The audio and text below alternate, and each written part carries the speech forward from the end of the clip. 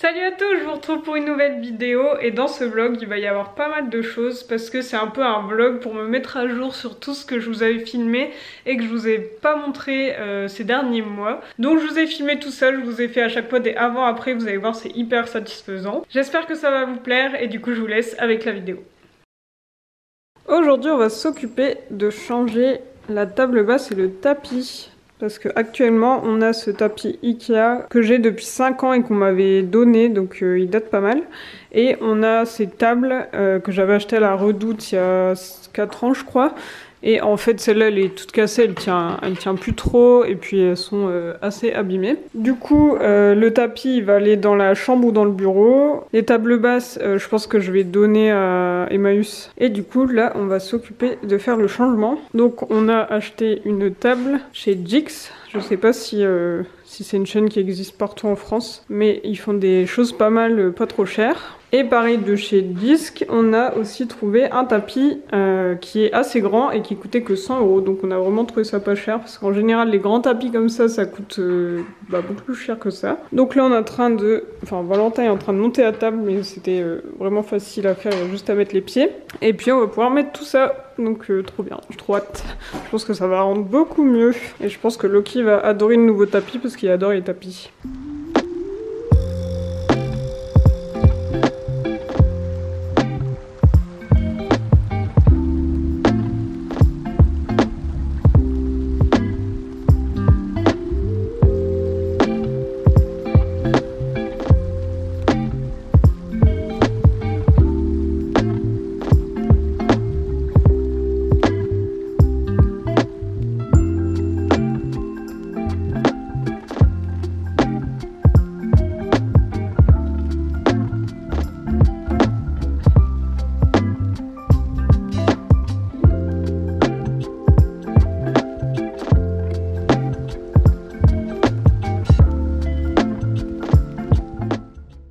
Donc voilà le avant. Et voilà le après. Je suis trop contente, ça rend super bien. J'aime trop le tapis, il est super beau et je trouve que ça rend trop bien avec la table.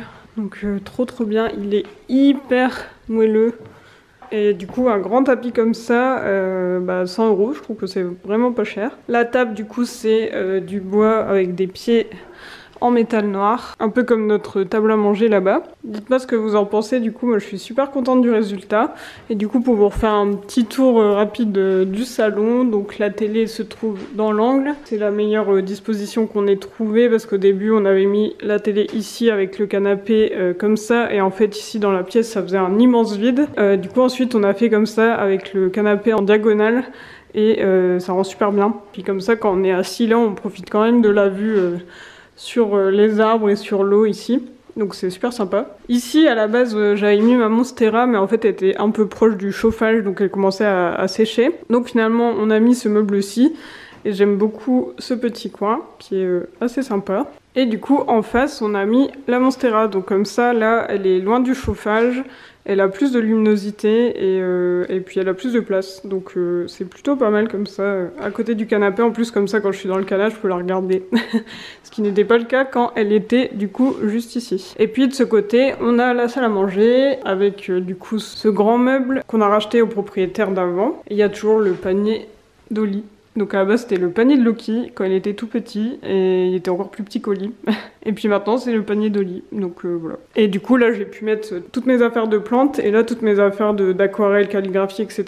Ici on a mis la petite bibliothèque qui à un moment était dans la chambre mais finalement on l'a mise ici. Et donc là on a la table à manger. Et cette table en fait c'est le dessus d'une table Ikea qui est du coup assez fin avec des pieds en acier qui viennent de la fabrique des pieds. Et du coup ça fait un peu bizarre parce que le dessus est assez fin par rapport au pied, donc on aimerait bien changer, surtout que maintenant dans cette pièce ça fait un peu petit. Ouais, il faudrait une table à manger plus grande, donc en fait on aimerait bien trouver une planche de bois brut plus grande que ça, qui pourrait accueillir 8 personnes, donc 3 de chaque côté et 2 aux extrémités. Alors que là pour l'instant c'est une table de 6 personnes, mais on n'a pas encore trouvé parce que c'est assez cher des planches de bois brut comme ça. Du coup voilà pour le petit tour de la salle à manger et du salon. Dites-moi ce que vous en pensez, moi je suis super fan et je suis super contente du coup de nos achats chez Jysk. C'est un peu dur à dire, je vous mettrai le nom de toute façon à l'écran. Je sais que du coup il y a un magasin à Épinal, je sais pas s'il y en a ailleurs, mais en tout cas c'est une marque assez sympa avec pas mal de choses pas trop chères. Donc voilà. Aujourd'hui nous sommes le 14 mai et on va s'occuper de peindre un mur dans notre chambre parce que du coup au niveau de la chambre on a cette pièce donc avec 2 fenêtres qui est hyper lumineuse en plus. C'est vraiment une vue super cool parce que ça donne sur le devant avec l'eau etc. Donc c'est super sympa. Et en fait il y a donc ce mur là. Et derrière, il y a une deuxième salle de bain qu'on n'utilise pas forcément parce qu'on utilise l'autre. Mais du coup, dans cette pièce, il n'y a aucun mur coloré alors que dans les autres pièces de l'étage, donc dans nos 2 bureaux, il y a un mur qui est coloré. Du coup, on a eu envie de peindre un mur de la même couleur que dans les 2 autres pièces pour que ce soit raccord. Et on va peindre ce mur-là, comme ça, avec les lampes et le lit devant, ça va être assez sympa. En plus, ça va être un mur assez simple à peindre parce qu'il n'y a pas de fenêtre, il n'y a pas de chauffage. Donc ça va aller assez vite je pense et du coup on va s'occuper de ça maintenant. On a acheté tout ce qu'il fallait, on a dû acheter un grand escabeau parce que le mur fait 3 mètres de haut. Du coup je voulais vous montrer dans mon bureau pour que vous sachiez quelle couleur c'est une fois que c'est vraiment sec. Donc c'est cette couleur là et du coup ça rend super bien dans le bureau ici et celui de Valentin c'est le même mur qui a été peint avec les 2 ampoules. Donc c'est super sympa. Et donc c'est celle-ci du Luxe Valentine Color Resist et c'est la couleur cuivre rose en mat. Donc voilà, on va commencer par tout bouger et mettre le scotch pour peindre.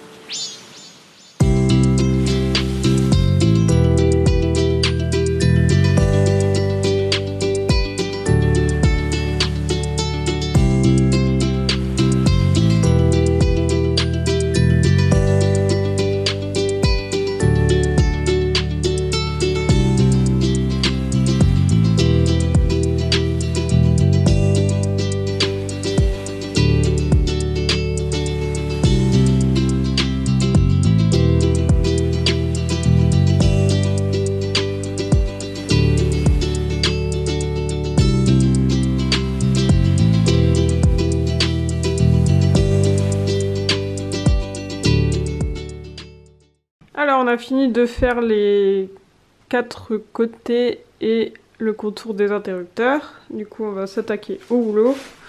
Mais j'ai plus de batterie, du coup je vous montrerai le résultat une fois qu'on aura fini cette couche. Et on attendra ensuite 6 heures pour faire la deuxième couche.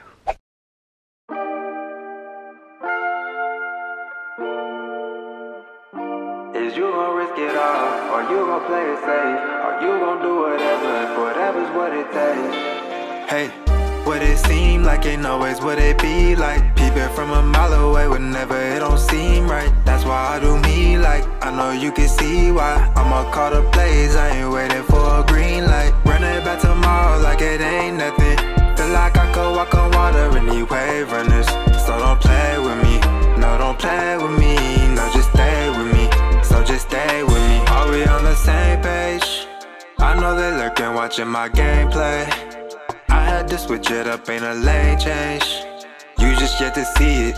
Thought I wouldn't maintain. I cannot believe it. Et voilà, j'ai fini d'enlever le scotch, donc je suis super contente. Le résultat est vraiment pas mal, il n'y a pas d'endroit où on a raté en fait. Tout est bien net partout, donc c'est super cool. Et le côté où j'avais un peu peur, c'est pas trop mal, c'est assez net. Il y a juste eu un petit cafouillage ici que j'ai rattrapé avec un tout petit pinceau, mais sinon ça va, ça rend très bien.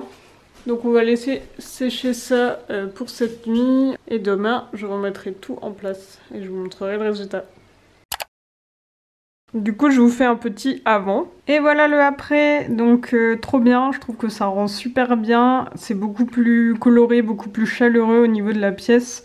Et ça fait ressortir le lit, donc franchement c'est super cool. On en a aussi profité pour ajouter le tapis qui était donc dans le salon. Et comme ça maintenant dans toutes les chambres de l'étage il y a un mur de cette couleur avec les ampoules devant, donc trop bien. Dites-moi ce que vous en pensez, mais en tout cas j'aime trop cette couleur un peu terracotta et j'aime trop. Aujourd'hui nous sommes le 8 juillet et on a été louer une débroussailleuse pour l'après-midi pour s'occuper de débroussailler une partie du jardin parce que pour mon anniversaire on a reçu un cerisier qui est ici, un cerisier en pot. Donc c'est un cerisier bigarreau cœur de pigeon et le truc c'est que c'est un arbuste, enfin un arbre qui a besoin de beaucoup de soleil et du coup bah on voit pas d'autre endroit où le planter qu'au fond. Parce que bah, si on le plante dans cette zone là, comme c'est un arbre ensuite qui est assez grand, parce qu'après il va mesurer de 6 à 10 mètres de haut et de 5 à 8 mètres de large au niveau des feuilles. Donc on va pas le mettre au milieu du jardin. Parce que si on le met là dans le jardin, dans cette partie, en fait depuis la maison, bah, ça nous cacherait la vue sur l'eau. Donc ce serait un peu dommage. Donc la seule partie où on peut le mettre c'est là-bas au fond. Mais en fait cette partie, on s'en est pas occupé depuis qu'on est ici. Donc ici bah, c'est la partie qu'on a fait en potager et donc cette partie là on l'a laissé vivre et donc notre idée c'est de tondre une partie pour pouvoir mettre le cerisier là pour qu'il ait bien de la place pour pousser, qu'il soit bien au soleil et que bah, il nous cache pas la vue non plus. Donc là mission débroussaillage pour couper tout ça et puis voilà et puis bah ça tombe le jour où il fait 32 degrés donc on a très chaud, j'espère que ça ira.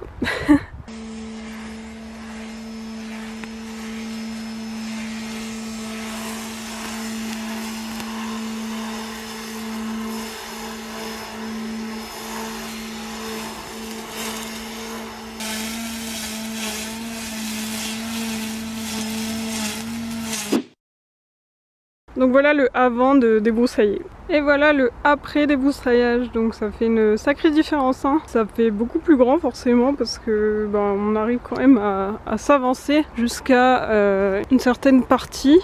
Sachant que sur notre terrain il reste encore tout ça jusqu'à la chaise, plus après il y a une petite clôture et après jusqu'au petit abri là-bas c'est encore notre terrain.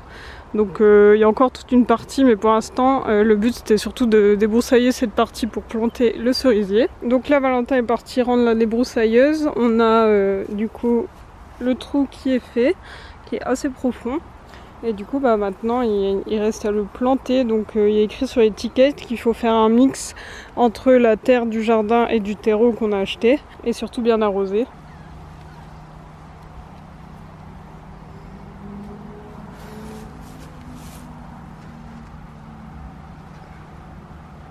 Et voilà, c'est bon, il est planté, donc on a mis la motte et ensuite on a alterné des couches de la terre de notre jardin et de terreau. Et on a fini par une grosse couche de terreau, donc voilà, comme ça c'est fait. Et là on va rajouter une couche de copeaux en bois, comme ça il sera protégé au niveau de la chaleur. Sachant que l'avantage c'est que toute la terre autour est protégée par la couche d'herbe qu'on vient de couper. Donc au moins on peut mettre des copeaux juste là.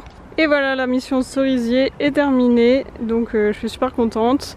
On a mis des petits copeaux et je pense qu'il va être bien ici. Et du coup voilà un petit aperçu de loin de tout ce qu'on a fait aujourd'hui. Donc on a été jusque là, tout débroussaillé et ça agrandit vraiment le jardin. Et puis voilà pour cette aventure du premier arbre que j'ai planté dans ma vie. Et j'espère qu'il ira bien. Aujourd'hui nous sommes lundi 10 juillet et il y a une entreprise qui va venir pour poser des volets roulants et du coup on va pouvoir enlever les volets en bois. Ça y est, les nouveaux volets roulants ont été posés, donc franchement on est super contents parce que ça a été hyper rapide. Ils ont mis à peine 3 heures pour poser les 6 volets roulants. Donc ce qui est cool, c'est que c'est vraiment discret. On voit le boîtier qui est donc à l'extérieur, donc comme ça évite d'avoir un gros caisson à l'intérieur. Il est à l'extérieur, mais il sort pas non plus de la maison, c'est-à-dire que là, vous voyez, ça c'est la façade. Et en fait, le boîtier, il fait pile la profondeur au niveau de la façade. Donc en fait, ça sort pas du tout de la façade. C'est vraiment juste un petit coffrage. Et en plus, c'est bien la même couleur que les fenêtres. Donc c'est assez discret. En plus de ça, les rails ont été posés sur la fenêtre. Vous voyez, la fenêtre, elle fait ça en fait de profondeur, tout là.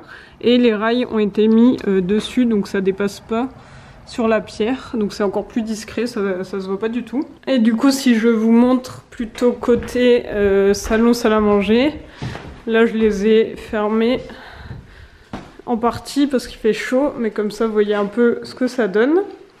Et du coup, on a une télécommande générale qui permet de tout ouvrir et tout fermer en même temps. On a aussi, avec cette télécommande, la possibilité de programmer. Donc ça c'est cool parce qu'on a mis que tous les jours ça s'ouvre à 6h et ensuite ça se ferme à 21h, on n'a rien à faire, donc c'est très pratique. Et il y a la même chose pour chaque fenêtre individuelle. Donc on a collé à chaque fois la petite télécommande ici sur le côté. Et ça permet du coup de commander un volet à la fois. Comme vous pouvez voir, c'est hyper silencieux. On n'entend vraiment aucun bruit, donc ça c'est trop bien. Et donc au niveau du coffrage, comme côté cuisine, le plafond est plus bas que les fenêtres. En fait le plafond il est un peu plus bas que les fenêtres, donc on voit pas le coffrage. Ici le plafond est d'origine et du coup on voit le coffrage, mais c'est vraiment très discret. Parce que l'avantage c'est qu'on a des grandes fenêtres de 2 mètres et il y a en plus une petite fenêtre ici.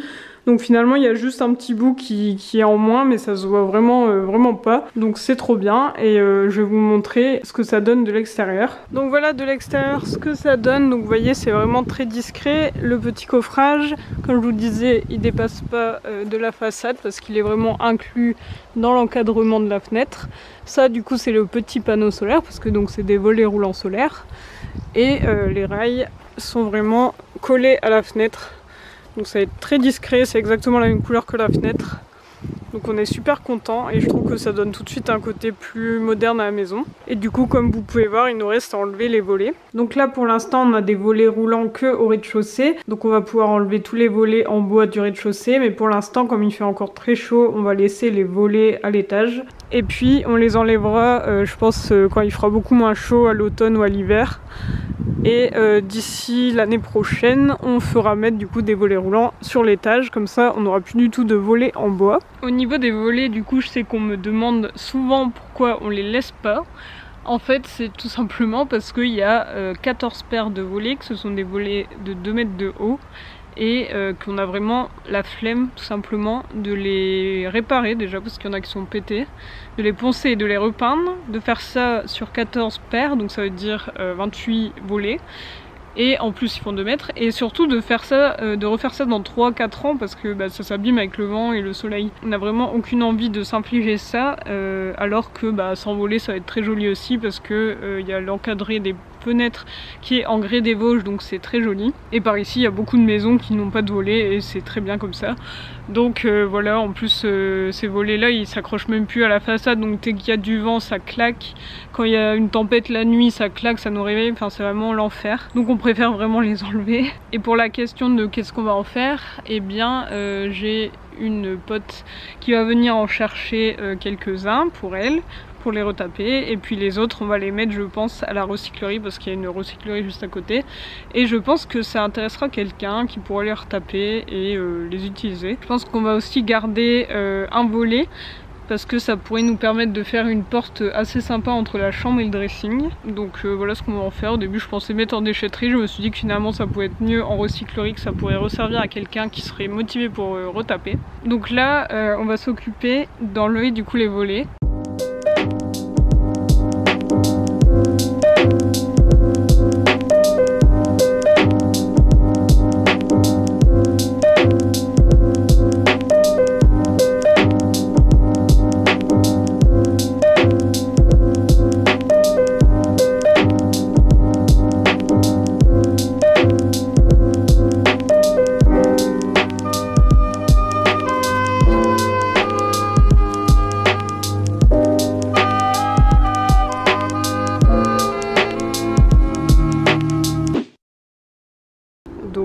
fait des plans avant de la façade avec les volets.